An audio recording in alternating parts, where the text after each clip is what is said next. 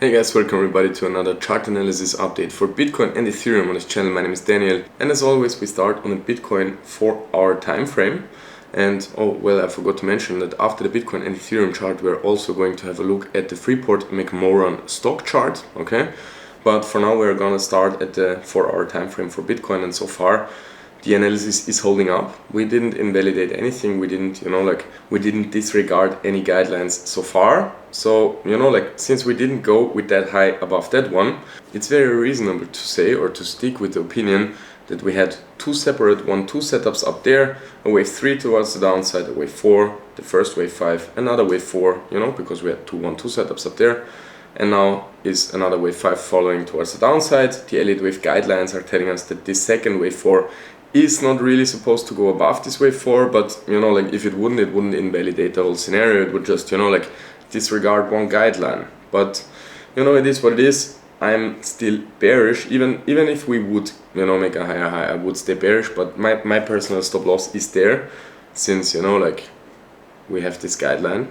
But I'm gonna keep you updated about that. For Ethereum, it's actually a very pretty short setup right now, because we have very clearly defined targets and levels which we're absolutely not supposed to go above for the scenario. For Ethereum, we're tracking this whole impulse towards the downside as only one bearish 1-2 setup, okay? So that's why we are having one larger wave 3, one larger wave 4. That's why we are unfolding this wave 4 in a flat pattern, in a WXY.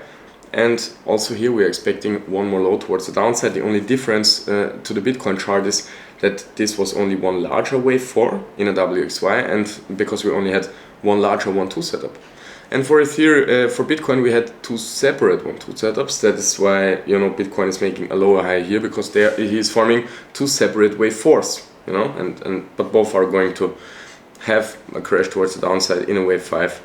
Very likely, based on Elliottwave analysis from here, That's also what I'm personally betting on. I'm personally on a Bitcoin short, but actually Ethereum looks a little bit more pretty even right now for the short, because, we can measure the target with the 1.618, and it gives us a very, clear way to see it here. And we're also following this analysis already since weeks here on this channel, and nothing actually happened to invalidate this point of view, so that's why we're also sticking to it. And as mentioned in the beginning of this video, we're going to analyze the Freeport stock together. And since we didn't have a look at it so far on this channel at all, we're going to start on a weekly time frame. And as you can see, we're having 5 waves to the upside here at the beginning. I see it as the first impulse on this chart. And then there was an impulse towards the downside, most likely an A wave, a correction towards the upside, in my opinion a B wave, and another impulse towards the downside in a C wave. So it's very safe to say that this has been a bullish 1-2 setup, and we are unfolding here the price movement towards the upside. And if we are looking at this, starting from here, there should go a wave 3 towards the upside, and all what we got so far isn't large enough to see it as one larger wave 3, so it must be a 1-2 setup, another 1-2 setup to form a larger 3 in this wave 3, since we have pretty high price targets here.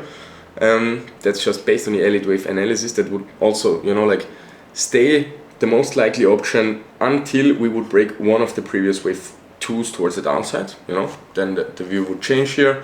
But as long as we're not doing it, and we are not doing it, we're seeing a clear upwards momentum, a clear upwards trend, and the next very likely price target for Freeport would be around the $110 level, since it's the 1.618 trend-based tip extension of this yellow wave 1-2 setup here.